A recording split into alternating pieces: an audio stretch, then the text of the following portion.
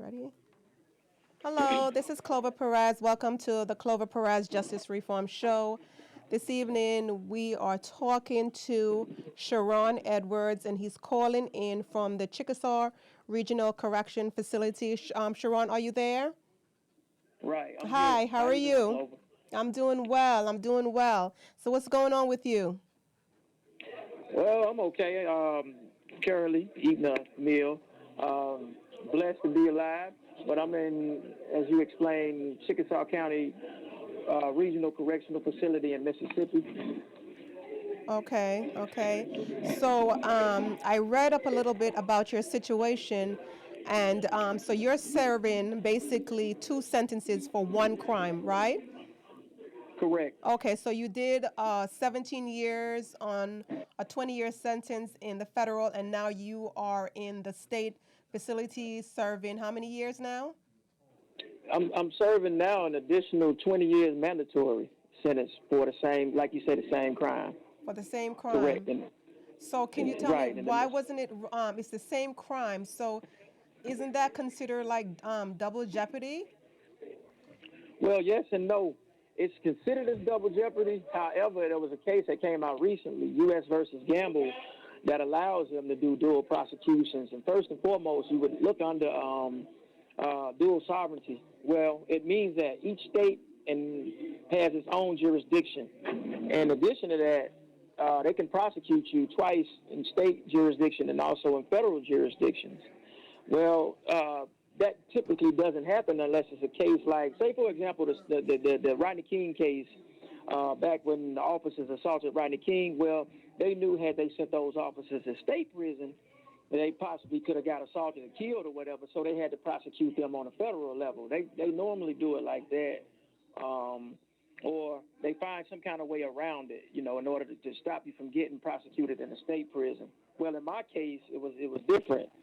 They prosecuted me in federal court first, and then they took me back a year later and prosecuted me in state court. So And was it that's the how I ended same up with that. exact charge on both cases? It was the same incident, and the thing they did is they changed the actual charges. Because in state, I caught an armed robbery, and they referred that case to a federal magistrate judge. And when the federal magistrate judge got the case, they called the case a carjacking. Yeah, Wow.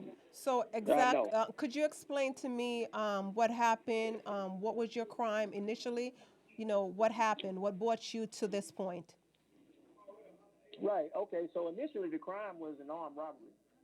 The night I caught the case, actually, I'm actually guilty of the crime. Let me say that first and foremost. I'm not saying I'm innocent, but it was an armed robbery. Guy was getting ready to approach his apartment. He was like maybe 15, 20 yards away from his vehicle. Actually getting ready to put his keys inside of his door, and I robbed him. And when I did that, I used his vehicle to get away. So he wasn't in the vehicle. And so they charged me with an armed robbery on a state level.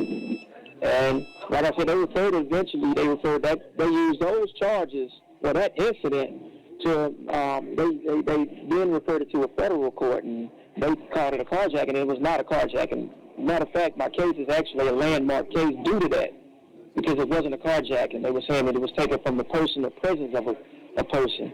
And they were saying I used that as a way to get away from the crime. So they made it, even though it was vague, they made it a federal carjacking. And so nobody was killed or anything like that. No, nobody was killed. Nobody was actually injured or anything. Actually, the victim said he had a knot on the back of his head because it was, in the process, I hit him with the gun, but I didn't even hit him on the back of the head. That was just fabricated to up the charges or the punishment, better yet. But So, no one was injured or killed. okay, so let me ask you a question. How old were you at that time? I was 23 years old at that time. You was 23 years old. Did you go to trial? I went to trial, yes. I went to trial in the federal court first, and like I explained, a year later I went to trial in state court. Correct. Okay, so you said that you are guilty of the charges. So why did you choose to go to trial? Why didn't you take? If you Well, had you taken a plea, would your sentence be less? that's a great question. Well, to answer the question, when I was trying to get a plea to actually initially in the state courts, well, they explained to me that they were going to give me like a 25-year plea, nothing else. And so I was kind of forced. They forced my hand because I was 23 years old, and I'm thinking like, yo, this is my first time ever, getting in trouble like this. So and I'm only 23. I can't take a 25-year plea for 25 years mandatory. That'd be insane. So I burned it out and started looking for a lawyer, and that's when, they pushed it and enforced me. Even in the state, when I went to federal jurisdiction, they mentioned a 25-year plea, so that would have been 50 years had I taken that plea, because they were not planning on squashing any of the prosecutions. Does that answer that question? So you're 23 years old and you're sentenced to 20 years in federal prison. So walk me through that. Was that your first time being incarcerated? Yeah, that wasn't my first time going. I hadn't been to jail, but it was like for a DUI, fighting outside of club or something like that. Nothing major. So yeah, that was my first time actually going to prison. And how was that for you? How was that? It was actually traumatic because, to be honest with you, I was in college. I made that, I did commit the crime, but I was actually going to school at Mississippi State University during that time. So me, when I was engaged to be married, so me coming from my lifestyle to just all of a sudden going to these USPs in federal prison, it was different.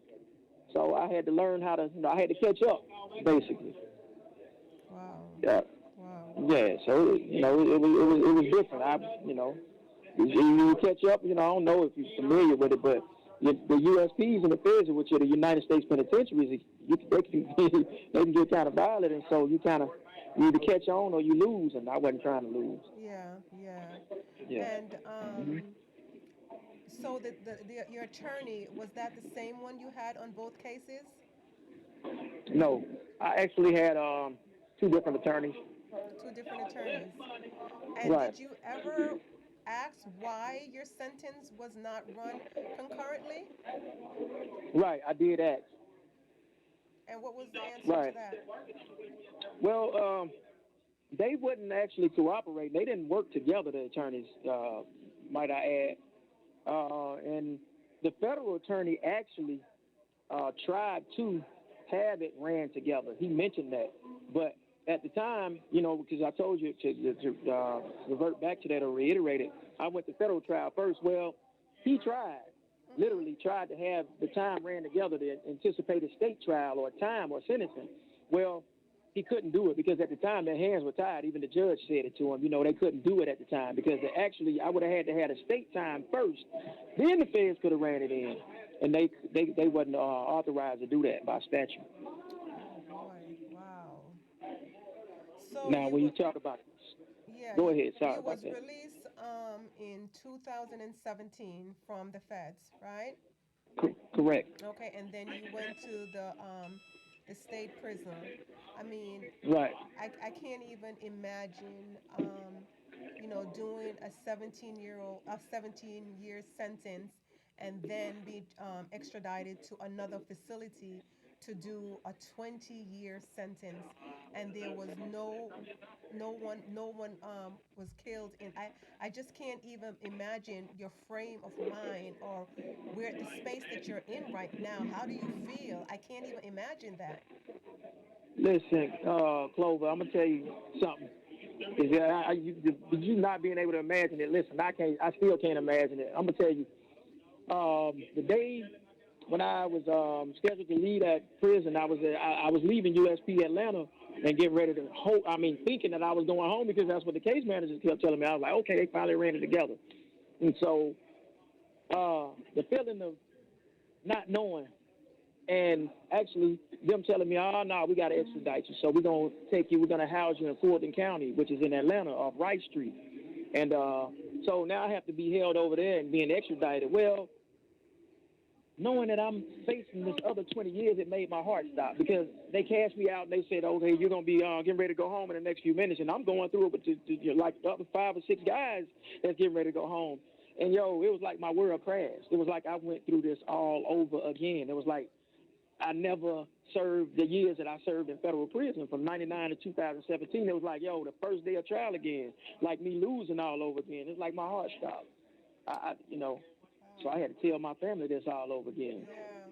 So you did your 17 years, and there was an expectation that once you complete your sentence, you would be going home, and then at the end to find out that you're not going home, that you have another 20 years ahead of you.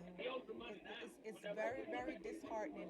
Let me ask you a question. Do you think that your your color, your race played a part in your sentence? It did, definitely. It did. Yes. Um, I don't know. I probably shouldn't really get into it because I didn't want to use race as a thing. I didn't want to use it as my core issue, Mhm. but it definitely played a role in it. I'm from Mississippi. Um, so, and that was, keep in mind also that was 21 years ago. So, it definitely played a major part in the prosecution, the dual prosecution.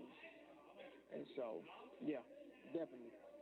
So how are you Yeah. holding up right now, and the other folks that's there? How with COVID going on right now, it's we know that the way prisons are architecturally designed, you know um, you cannot practice social distance. So how is that for you? Are you coming across people that are sick? Is anyone dying? What's going on there? Well, I can say this. This is different from the prison when I was in Parchment and also in Rankin County. Well, this prison first is cleaner. It's a regional. I can't really tell you all the different phases, but the regional is like a lower security prison where you have people with 20 years or less. Well, this place is cleaner. I can honestly say that they, keep it clean but it's a dorm, and so we are in close proximity to each other. However, like I said, they don't have the COVID here, as far as I'm aware of. There's nobody here, and the officers they take every necessary precaution.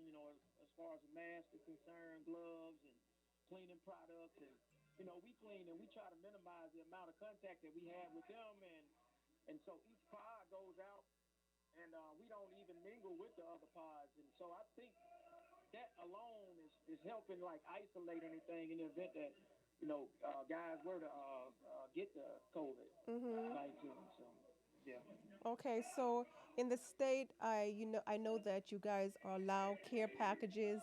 Your family members or your friend, are they allowed to send you like mask or hand sanitizer, or the facility provide those things?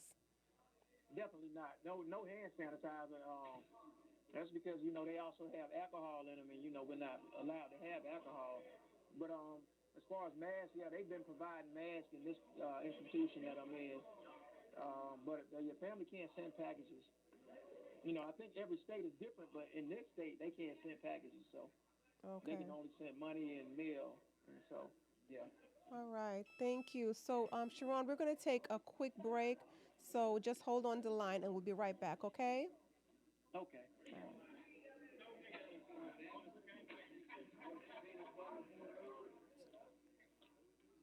See if he's still on.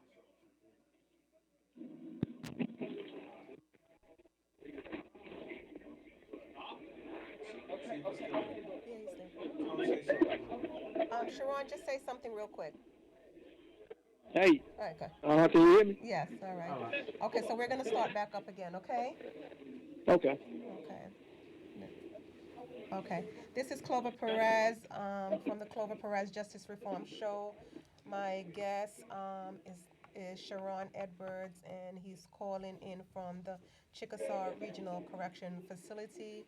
He's serving, wow, two sentences really on one singular crime, and he just completed 17 years on a 20-year sentence in the federal correction facility, and now he's doing a 20-year sentence in the Chickasaw regional correction facility.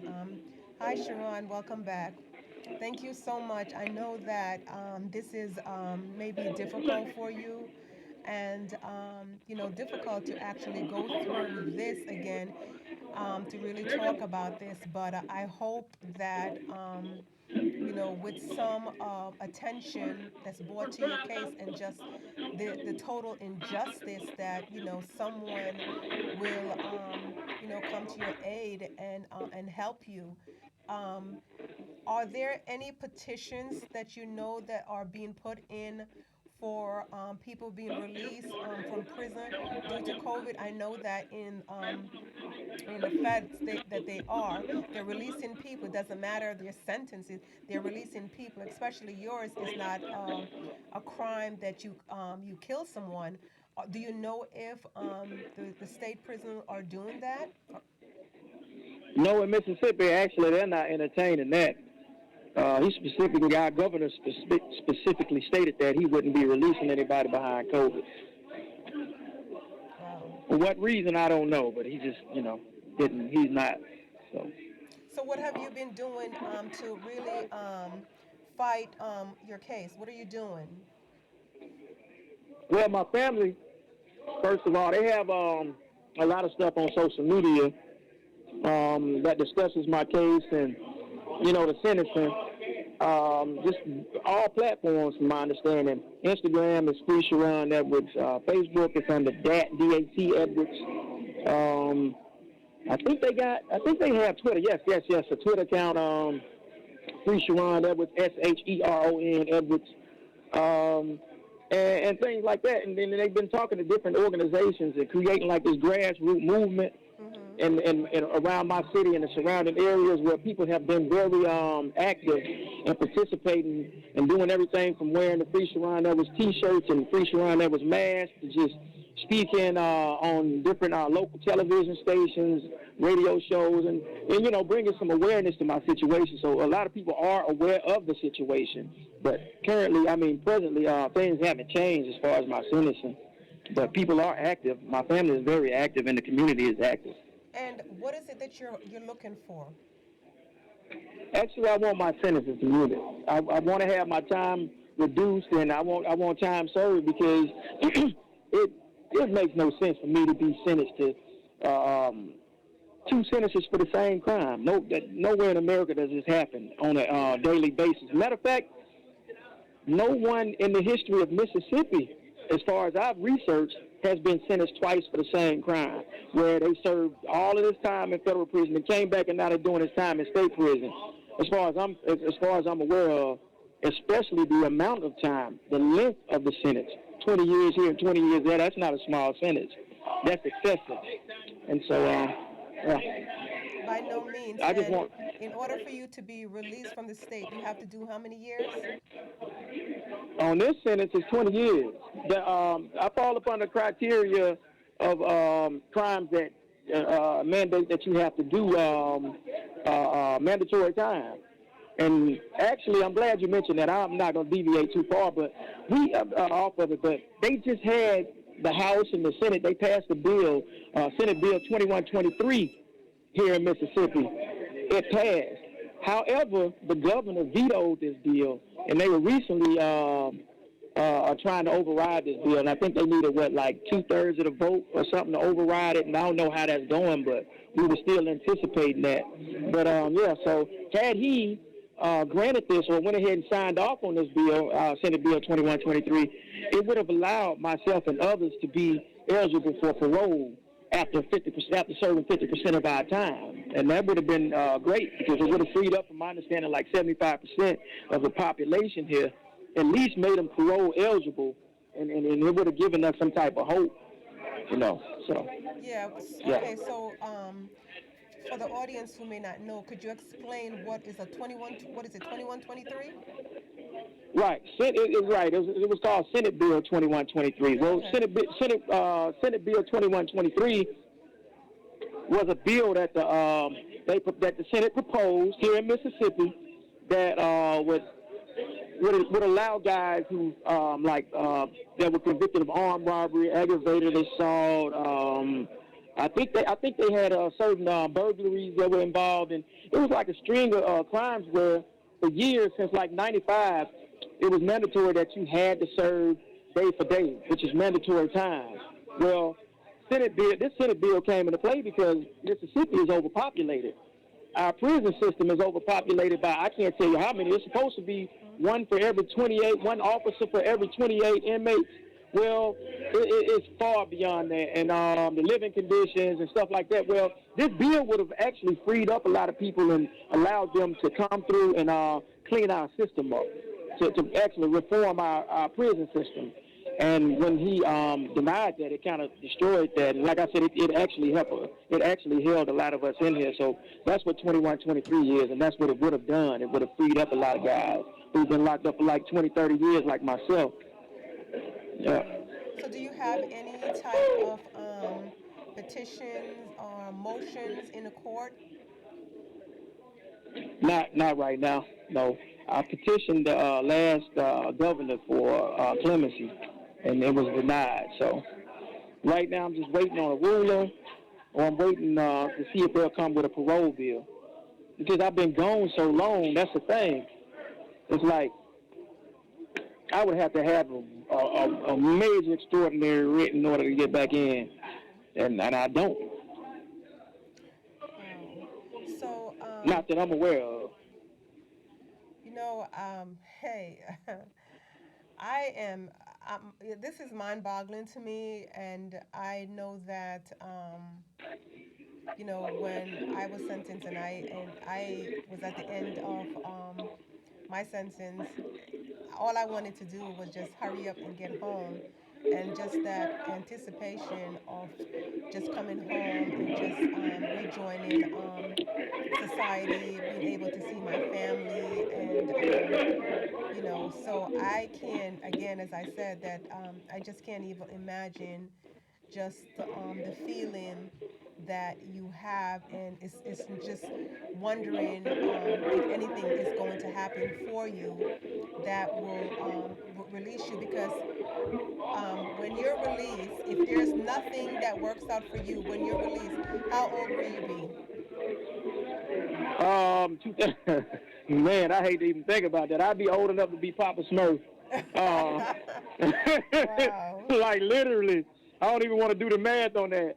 Wow. Because I don't want to claim it. I don't want to, I want to will something different into existence. So me, I don't claim it, and I don't do the math on it. I say, yo, I'm going home, tomorrow or next week, because I do believe there's power in words, and I ain't trying to will that into Yeah, existence. But yeah. I'd be old. I'd be casting spells on Israel or Gargamel or somebody. But, Well, but I love your attitude. You have an upbeat attitude. Others would probably just be, vexed. Just be vexed really right now. And you have every right, right to be that way. But I'm just glad. I'm happy that you are upbeat. I'm happy that you believe that in a higher power, and you believe right, that and that's faith right there. That's faith kicking in. And I'm glad. And when I speak with you or even text you, I've always encouraged you, because I believe that it's a shift.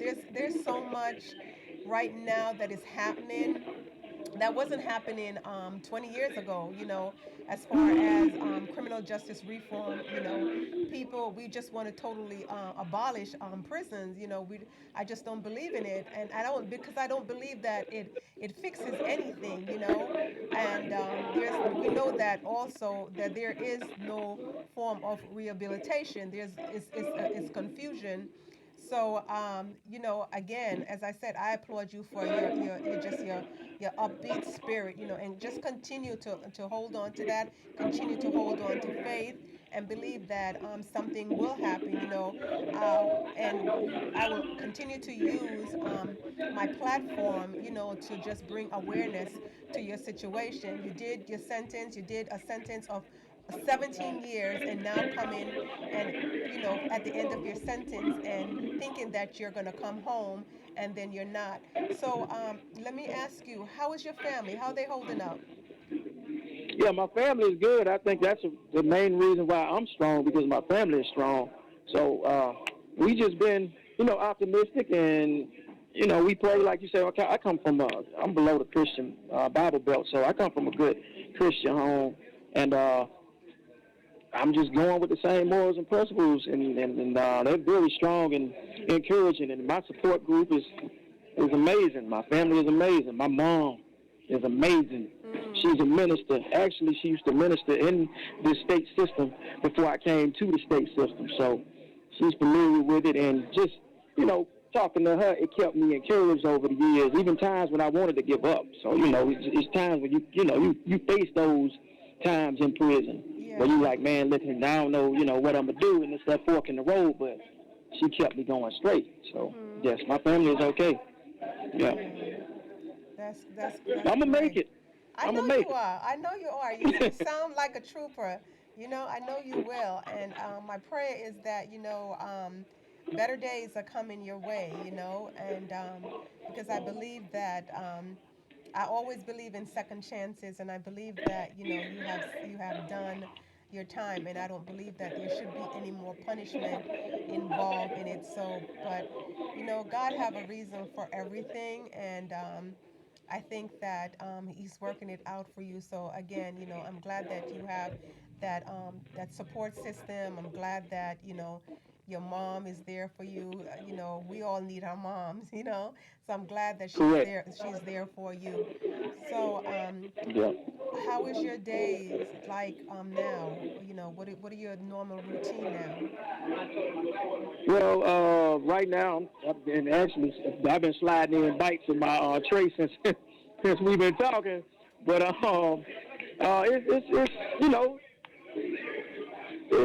I'm blessed. I can't even lie to you. I just get up throughout the day. I might exercise a little bit. I read a little bit. I got this book that I've been reading.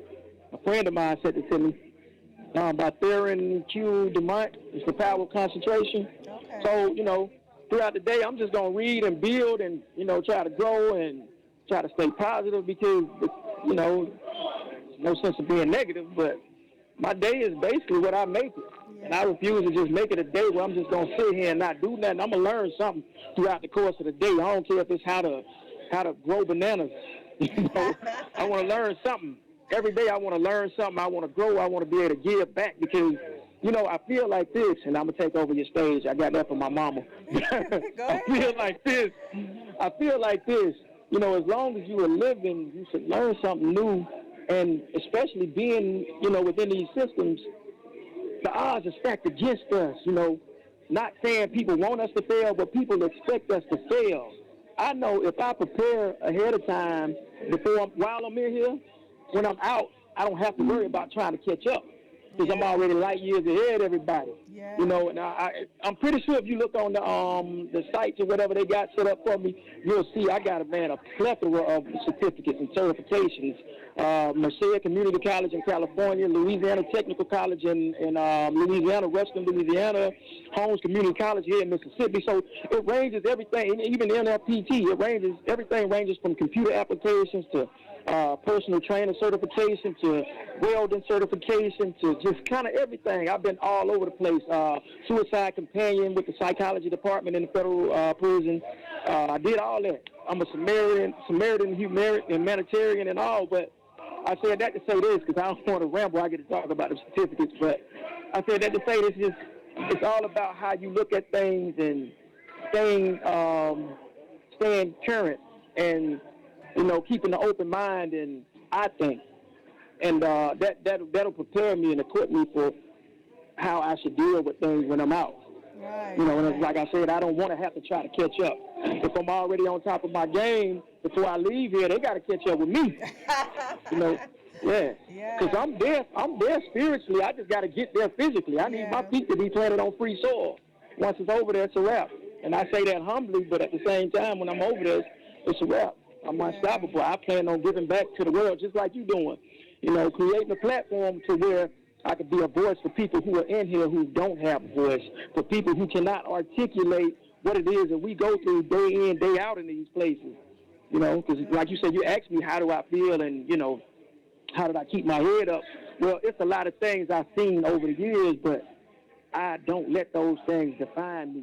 I let those things fuel me to push further. I don't let all of the violent stuff I've seen, bring me down or make me to embrace that stuff. I look at it and say, hey, yo, that ain't me. I'm gonna detach myself from this stuff. I'm gonna deinstitutionalize myself.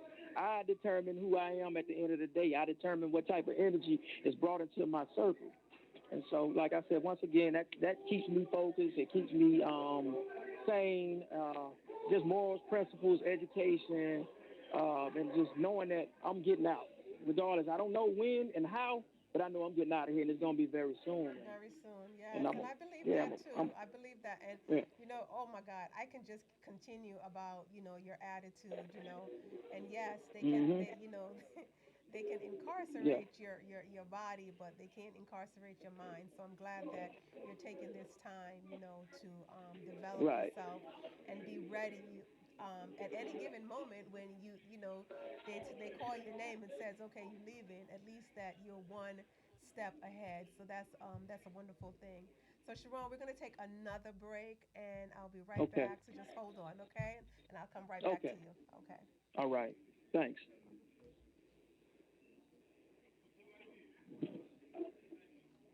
So you got one more segment? Or how many We segments have do you do? two more because You do it's four? huh. You do four? Four. Okay. It's like 15. Oh yeah, but the song.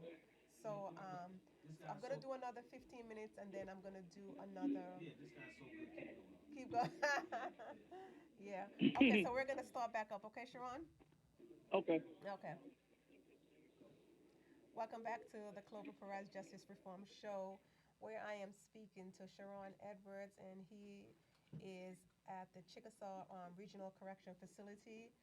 And hey, Sheron, welcome back. Thank you so much, Okay. just for being patient and just wow, just telling your story.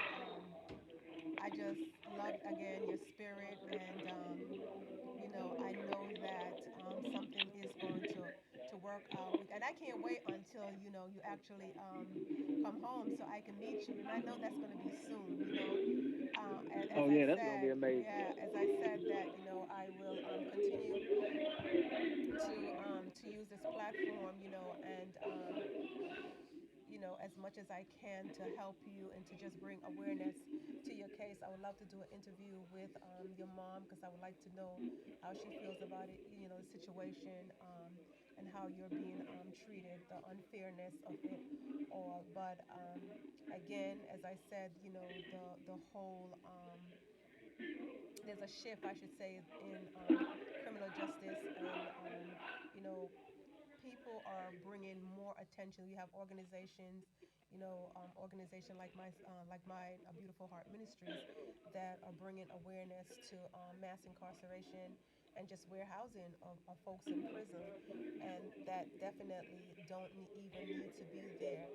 And just having a conversation with you, I can tell that you have, I can't even tell that you have committed a crime, and I know that you have, but it just shows that if prison was really about rehabilitation, I can say that it sounds like you have been rehabilitated, and you do deserve a second chance. And I pray that that will be forthcoming very soon for you, and you'll be able to come out. And again, yes, just lend your voice in this movement, because there's a lot of, as much as we have advanced, there's still a lot of work that needs to be done. So thank you so much for that. I know You're that welcome. there is a lot of questions. People are concerned about the COVID 19 and where we at and what's going on in the prisons. I know that you said that no one in your facility is really dealing with that right now, but I'm just curious to know, what is the atmosphere like? Are people worried? Or they're just going by day to day? How is it there? You said, what is the atmosphere like in here now Yeah, as during the far as pandemic? yeah, are people worried or what? What is, how are they feeling? I think in the beginning, even myself, we were worried because you hear so much about it, you see so much on TV, and we ain't in a society where we could actually see what's going on. But yeah, it was frightening initially, but even now it's still kind of scary to think about it. But with seeing the stats and how people been kind of recovering, and some people don't die, most people don't die, it's a little bit more encouraging to hear that news. But it's upbeat up in here. I know you can hear them dudes yelling up front, but so it's upbeat, and we kind of support each other mentally. And Yeah. so, because you know how it is, if you kind of get one person that's depressed, and it'll become contagious. So we kind of just, lean on each other for mental support, and we push each other. So yeah, it's positive in this place, in this pod. I can't speak on the rest of them, but Yeah. you know, So how do they yeah. disinfect the place inside there? How do they inspect it? No, disinfect. Oh, they actually got, man, they got a lot of different chemicals, but one of the main chemicals they do have, which I'm safe with, because my grandma always used it, bleach. Oh, Bleach is okay. gonna kind of kill everything, right? Okay, so you guys are allowed to have that in there. Well, actually, they have cleaning two guys who come through and clean Monday, Wednesday, and Friday. They spray the showers, the toilets, sinks, and certain areas like in the wall and the common areas with the bleach. Mhm. And so you can, they do that, and so you get it disinfected 3 times a week. And Okay. then they got the other supplies that they pass out. What's the other stuff? Purple stuff I think they use in the hospitals. I can't think of the name of it, but it's like a viricide, and Okay. it's good, right? So we get that also, and it's like 4 or 5 other different chemicals that's disinfectant. So, Okay, like I said, and they do good. you guys are required to wear a mask at all time. No, well, being that we're in here in the pod amongst each other, we don't wear it in here. We wear the mask whenever we go out or come in contact with different offices or whatever, and the offices are actually authorized when they come in to count or whatever in this pod to wear masks. And Okay. so, yeah, but But you would we think don't even that, mingle with them. oh, you don't mingle at all with the officers. Nah, Okay. nah. If we come in contact with them, we gotta have masks on, and they have to have them on. So, Oh, okay. Is there a testing site or something that they have you guys tested? and this one we wasn't tested, but they do have it. If somebody feels like they may be displaying symptoms, they're quarantined those people. Mhm. And yeah, that's about it. This place, we haven't been tested. Nah, Okay. Did they resume visiting or not? Is yet nah, no visitation. no They were planning visitation? on, from what I'm hearing, doing things over the what is it, kiosk or something? They're gonna install like a kiosk system and do it like that. I think. Okay. Yeah. Do you guys have I know that the feds they have the um Skype. Do you guys have that there? Scott, nah, they don't. Okay. They don't. So it's just you're limited right now to just telephone calls and letters to your family. Right. Correct. Okay. So when was the last time Yeah. you saw your family members? I think it was like April last time, and actually my mom came on that visit. That's the last time I had a visit. I usually go every time they have visitation. Mhm. Yeah, So that must be hard on you. yeah. I'm real close with my family, and I like to talk to them. You drop your guard with the people you love, so Okay. I definitely that's kind of hard. Okay. So Yeah, the phone calls are you guys have to pay for the phone calls, right? right. Okay. So 11 cents a minute. 11 cents a minute. Wow. Yeah, Um that's crazy. We with a company called Securus. Excuse me for cutting you off. okay. So are they giving you guys any free minutes being the fact that you can't see your family member because of this? And you know what's crazy? No, but like a couple of months ago, they were giving us one free call, and then they changed it to 2 free calls. But what they did to compensate, they raised the prices up, like the rates. So the rates that our families would use to pay for the prepaid calls, they just jacked the prices up. So it's like they basically didn't give us anything. They still exploited our families. So nah, not really. You pay 11 cents a minute, and If you got the money, you call, and if your family has the money on the other end, then they can put money on the call where you can call them straight through. So you So, but would nah, think, there's no free calls. yeah, so you would think that with all this is going on, family members are getting laid off, and people are sick, and they still would not even reduce the price of the calls. Right, exactly. Speaking of which, a friend of mine, she sends material here. Bianca Tylick in New York. She's, I think, executive director over Worth Rises. And, well, she sent material here allowing us or telling us to notify our families about, a way to get free phone calls. It was stuff that we had to tell our families, hey, you can go over here and y'all could, whatever link they sent, we forwarded that to our families and let them know that they were trying to implement the free calls. But the way the system is set up, the FCC can't regulate state calls. They can only regulate the federal phone calls. Mm, And okay. so the system that she was putting in place, or what they were attacking, I guess you could say, were the calls during the pandemic, and the fact that we were paying, especially during the time when families don't have the funds, like you say. They've been depleted. Mm-hmm. Nobody really has money right now. Okay, okay, okay. Well, I don't know if you know, they just ruled that people that are incarcerated can get the stimulus check.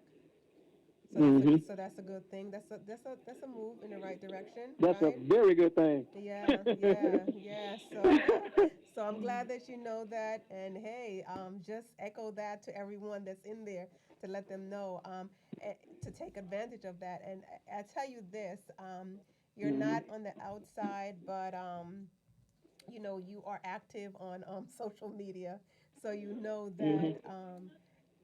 things are changing. Things are really and truly changing. So again, I expect you home very very soon. It's all gonna work out. We're almost at the end of this show. Um, so, do you have any last words you want to say? Uh, I would say, um, in the event that it was never heard before, I apologize to the victim and the victim's family, and I apologize to my family. Reason, because when crime is committed, everybody suffers. Everybody becomes a victim. My family, his family, him, myself included. We all become victims. I became a victim in the system. He became a victim of my actions.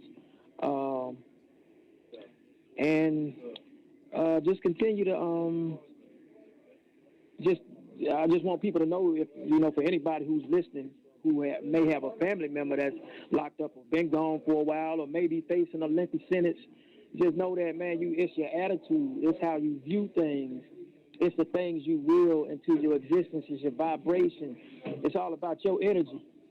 What you project, you got to get it back because it's yours. Just try to be positive, to stay positive, and positive things are going to happen. And I believe that everything will align, and it took me forever to even feel like this. It used to feel like some stuff they'll just be mentioning and like some of these occult-like things, but it's true, and there's magic to it. If you remain positive, then you get positive results. And even if you're facing a long sentence, you have to stay positive. That's the key, because staying positive will keep you sane. It'll stop you from losing your mind. And here, I know, had I kept the same attitude of hopelessness and anger and, the bitterness, the resentment, I wouldn't have made it. I probably would have died from stress, or I probably would have probably killed somebody. Time has a way of changing people. And then before I leave, I'll conclude with this: is guy told me when I was doing time in federal prison in Atwater, California. He told me, he was like, hey, my guy from Brooklyn, as a matter of fact, my man. He was like, hey, yo, son, check this out, son. And I was like, what's up? He was like, yo, come here, son. I was like, what? He was like, look at the country, son. What you see, son? I was like, concrete. He was like, no, son. You see that crack in the concrete? I was like, yeah. He was like, you see what time did to that, right? I was like, what do you mean? He was like, time cracked the concrete, son. If it cracks the concrete, picture what it could do to a man. And from there, I just kept that in mind. Time can crack people. Well, it will not crack you as long as you stay sane and you stay positive and you stay focused. I guess that's my 15 minutes, right? No, you said a lot, but I tell you something. I like that Yeah, analogy. I like it, but it works both ways. Time is cracking things, changes are happening, and because yeah, it's cracking the whole thing of, with criminal justice reform. It's changing. It's there's a crack, and once there's a crack, it's right, getting wider and wider, and people are seeping in to that crack, and voices are being heard, and people are just championing on because they believe that there need to be more awareness, you know, being brought to people's case. There's just their whole plight. Longer sentencing is just unbelievable. And hey, just continue, as I said, to hold on, to have faith. I know my friend, your friend, Shawana Vaughn from Silent Cry Inc. She's oh my God, that's a trooper right there. I And love she's, Shawana. yes, and she's she's the one that got me hooked up with you, and she's also fighting together.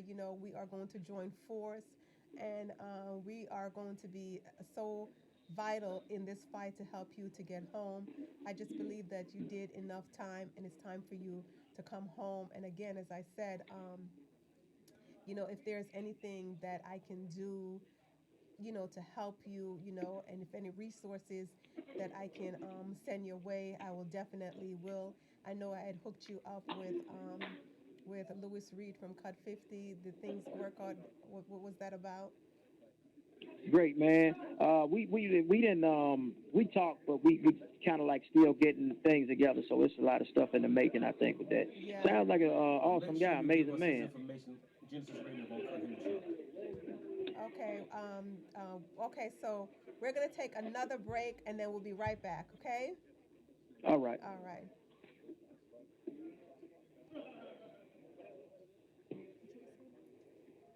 Pass along his information. We're gonna cut him a check.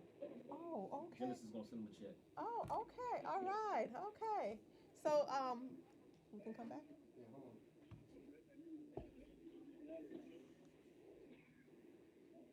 Okay. Welcome back to the Clover Perez Justice Reform Show, where I'm speaking to Sheron Edwards.